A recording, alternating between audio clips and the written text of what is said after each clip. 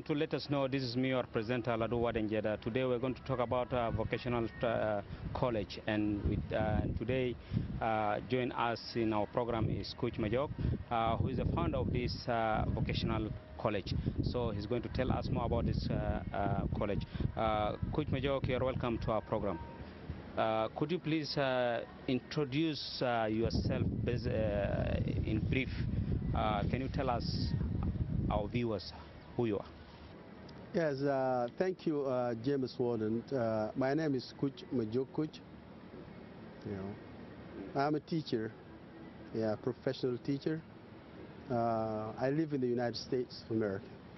Okay, Kuc Majok, we have learned that you have opened Majok Kuc Vocational College. Can you tell us about this college?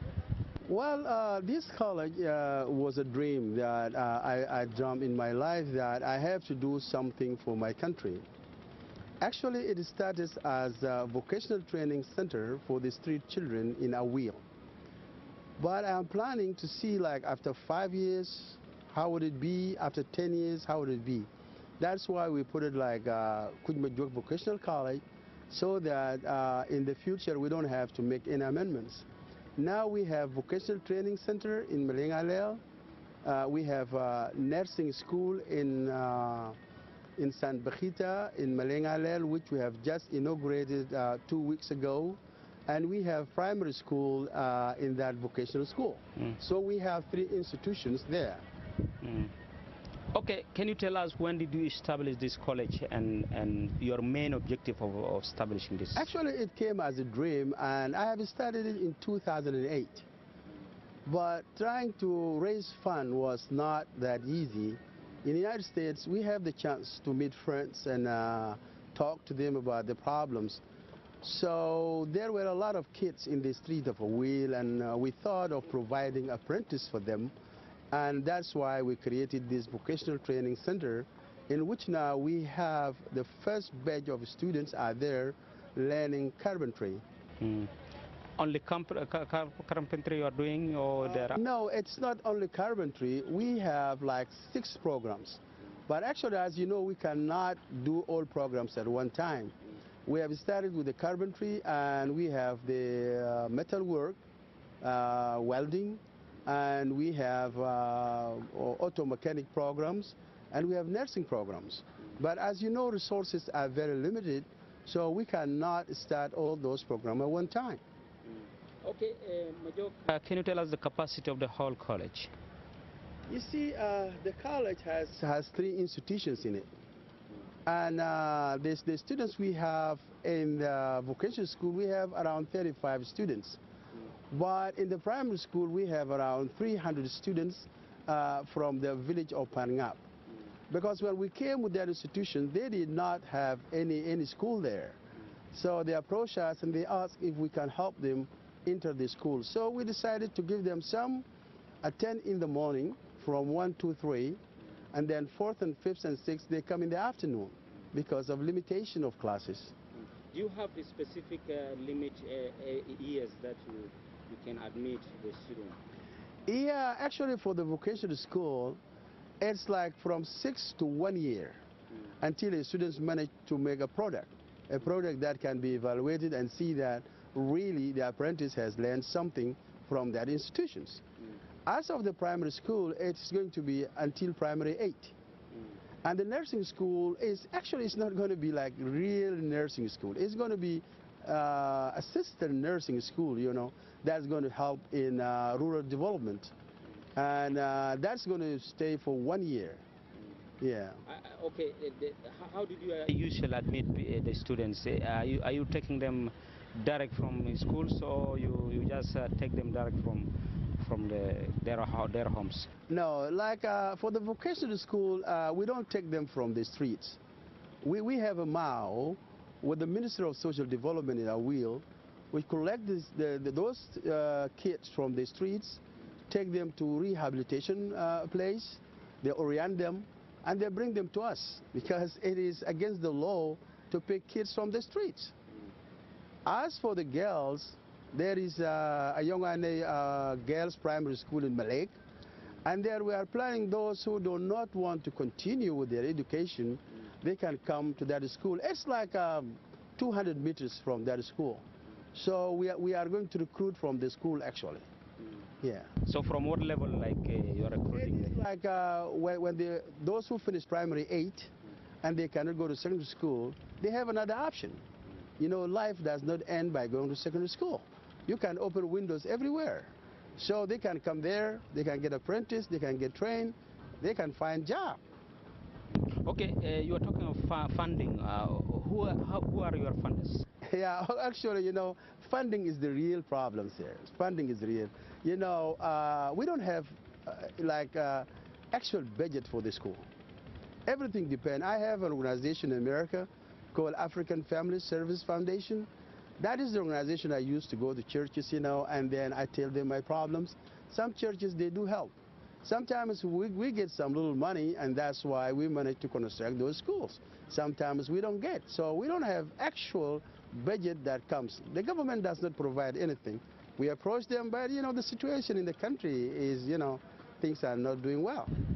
Okay, now you're saying the funding is really difficult, and how are you training these guys or these students? Are you taking something from them, like you have given them like tuition fee or what? No. Actually, we don't take anything. That is a tuition-free school. So we provide everything, and that's why we approached the government several times, try to intervene and help. I have written some letters there in Aweil to UNICEF, to UNDP, to World Food Program, asking them to come in. So in general, how many schools that you have in that area? Yeah, in Pananga, there was no school. That was the only vocational training center. That was the only school there. There was no government. That's why we were forced to give them a chance to come to our school. And we provide them with education because that institution is open to everyone. It is for every citizen, who you are. We don't discriminate on color or religion or tribe or anything. Anybody who come in, hop in, you're welcome. Provide that you follow the instructions and then you follow what we need and then we help you. Yes. Okay. Now, like you said, for the street children, you have to go through the Ministry of Social Welfare. Yes. What about like that one, which is completely there is no school there? How are you approaching them? You know, if there is no school, then that is not our problem. That's the problem of the government. But if we have something to provide, we're ready to provide to our citizens because those institutions, we brought them for the people of South Sudan. Anybody is entitled to come in. Bring your kids, bring everybody, provide that you follow our instructions, you follow what we want, you follow our system. Highly welcome. Okay, Mr. Majok, can you tell us, you just told us before that you are only giving one type of training like carpentry. When are you trying to introduce the rest of the program? Yeah, that one depends on the resources. Like next year, if I manage to get resources, I will add another program. So it is like one by one until God help. If I manage to get a lot of funders, those who can sponsor programs, I can open all the programs. Also, I need the government to help to provide the school with teachers because they have to cut it down. Now I do all the work. I provide teachers, I provide food, I provide medication, which is really very costly because our budget is so tiny. Are you doing it in form of hostel or? Yes. People are coming from we have a boarding school. Boarding school. Yeah, for the vocational school, we have a boarding school. We have a place where the students can sleep. We have toilets for them. We have a bathroom for them, and then we give them like 1.5 meals a day. You know, that is better than the streets. In the street, they don't eat anything. But if we manage to provide them just only with 1 meal, it's good. It can sustain their life. Now, can you tell us the number of students that, or the number of classes that you have already, or each class is taking how many students? You see, that place was intended to become a vocational training center, and that's why I made 2 big, large classes. Each one is 10 by 10. So the aim was to accommodate more kids for the training. Like one class can take 60 or 70. And then we have a very big office, 5 by 10, that can take all the teachers and take the stationaries too. And then we have one boarding school, one boarding house. Actually, it is a big touch that we constructed because we didn't have the resources. And we have rooms, you know, for the teachers. We have rooms for the grown-up kids. They are separate from the other ones. Yeah. Okay. How many students have already graduated from that? No. Up to now, we did not graduate it because we have started training very late. Yeah, but we hope after 6 months we're going to graduate some. Yes. So now like the one you are training, which is expected to be graduated, is how many? Like in 6 months' time. No, I mean the number of the students that are expected to be they are 35 now. 35. But I don't know, until the time of graduation, maybe some will drop 2 or 3. But what we hope, like around 30, they can graduate from there. But you know, we want to make sure that they got adequate training. Like we must have to make sure that they have product. Someone have like a program that he will do for graduation. If he doesn't qualify, he cannot graduate. So he will have to wait again. Yeah. Okay, Kuc Majok, let us go for a break and then we'll be back and continue with our discussions.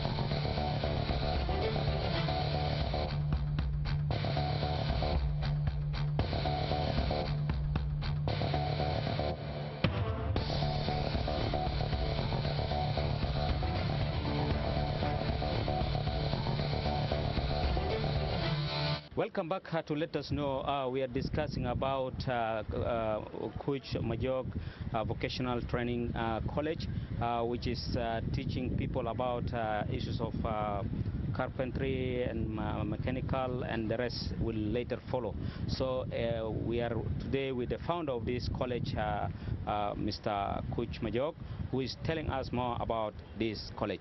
Mr. Majok, can you tell us, since you opened the college, what impact is there? Yeah, actually, we inaugurated the college in 2015. The impact is that really the community and a lot of people were so happy. They appreciated what I have just done for the community.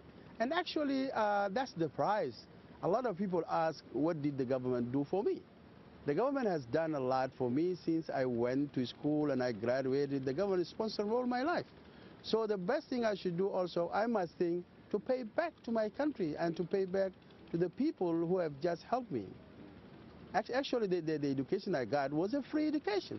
So the government has invested on me. And that's why I thought that I should pay back to my people, and if there is anything, I can help. Okay, you said you have teachers there who are teaching. From where are you getting these teachers? You know, the State Minister of Education in Aweil has provided me with 2 teachers. And I really thank them very much. You know, the state government in Aweil has done a lot. They have provided the land, they have provided facilities for us, they provided teachers. But, you know, my expectation is so high on the government. I need more. I need more help from them. But I did thank them. They did a good job for me. They provide the land, 1 kilometer square, for free. And they gave me a certificate of exemption. That's a big job. Yeah. So you mean the teachers that you employed are the sons of the area? Yes, yeah. The teachers are the son of Barmayan, because the vocational school falls under Barmayan County. So they provided us with 2 teachers, and those teachers, they belong to a Aweil State Education Office. So what I do is that I know they are employed by the government, so what I provide incentive, I provide accommodation for them, I provide food, I give them some little things to survive, because I know the government money is not enough for them to sustain them and their families. So we do a little thing. Yeah. Okay, could you please tell us more about this nursing school clinic? Oh, the nursing school in Malengalel. Actually, it's called San Bakhita, Josephine Bakhita.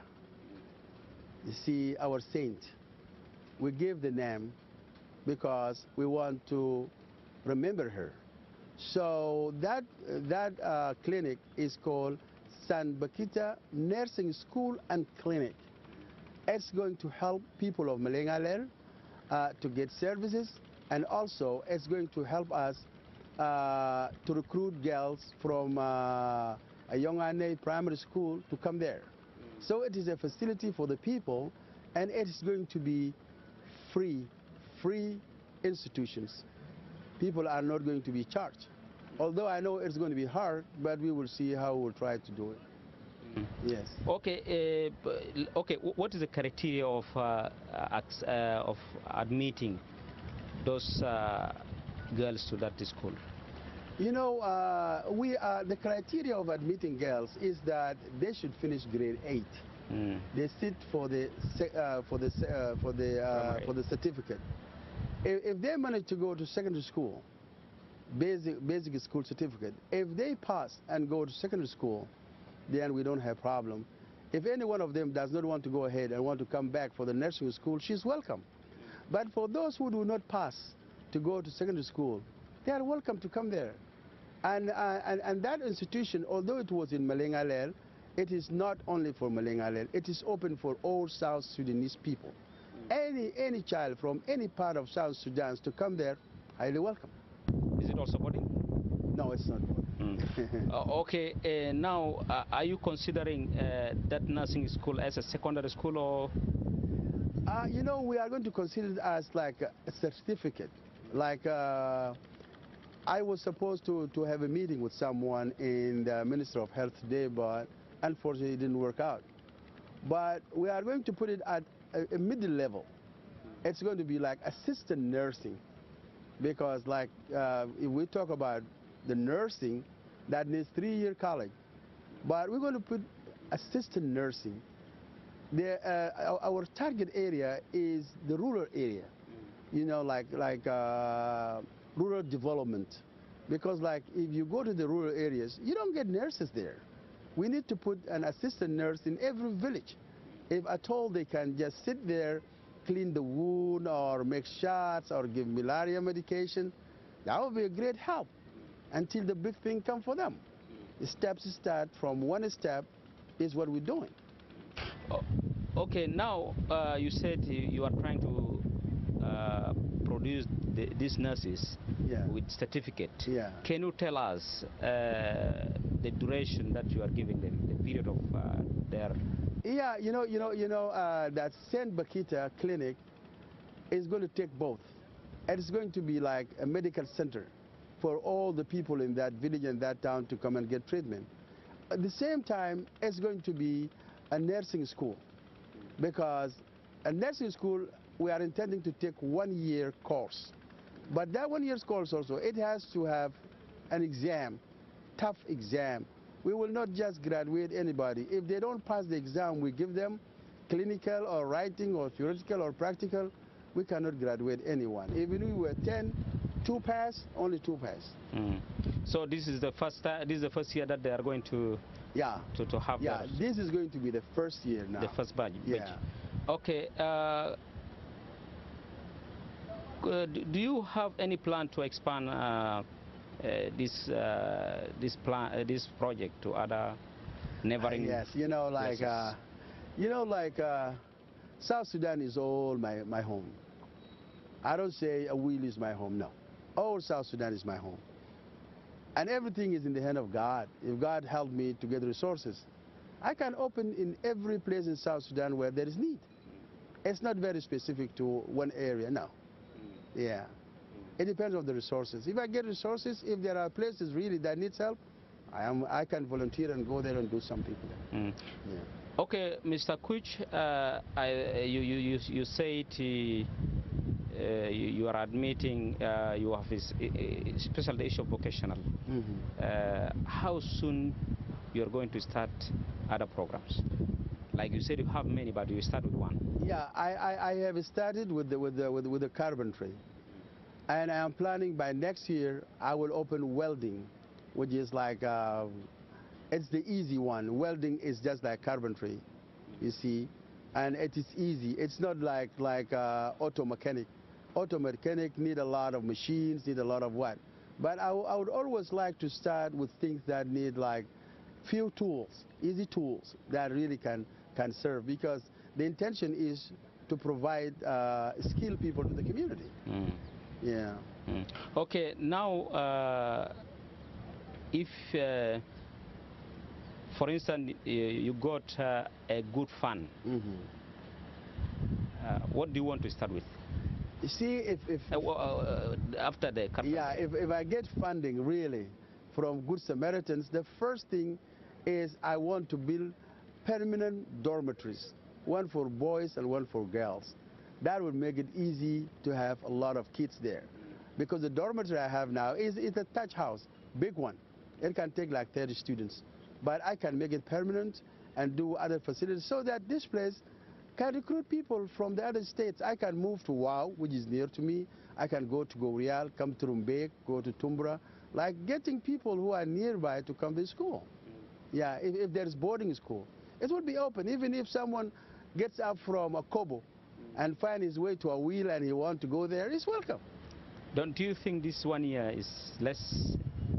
Do you think 1 year is enough for one to acquire that vocational? You know, some vocational school now, kids go there for 6 months.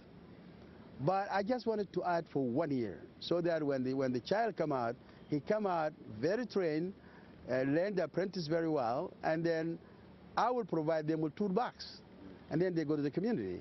They're in the community. If they can find people to work with, that would be very good. If they don't find someone to work with, they can create their own business. They can go and look for another big tree with a big shade. They sit down there, they do business. They get money. They help themselves, they help their families. And in this way, we have done poverty eradication, you know. And then we have opened the way for employment. Now, I know a lot of carpenters, they come from Uganda, from Kenya. We cannot keep the money inside, but if we provide our kids, the young people now are complaining of non-employment. And these institutions is where they get employment. If they get trained, they can work by themselves or they can work with other people. And we can keep our money inside here. Our money cannot go outside. Okay, Mr. Kuc, finally, what do you want to say to conclude our... Do you have anything to add to what you have said? No, I don't have anything to add to what I've just said, but I would like to thank you very much, Mr. James Warden, and Mr. Victor, and your crew who are standing with me here. They are very much standing on their feet. And I would like to thank, actually, the government of Aweil State, because really they have stood with the project. But I know their resources are very small, and the governor, Yorne Wall, was a marvelous person. I was there. He provided a lot of help for me. So from this forum, I thank him very much for what he has done for this vocational training center. Let us hope God will help, and the government will come in to support this project, because it is something that is helping the nation, and we see into it that one day this college become very big. Thank you for coming, and we are very glad for your turning up to our program. Maybe we will discuss next time. Viewers of SSBC, with this we have come to the end of our program. Till then, bye-bye. Thank you very much. Thank you very much. Thank you for coming. Okay, Yeah.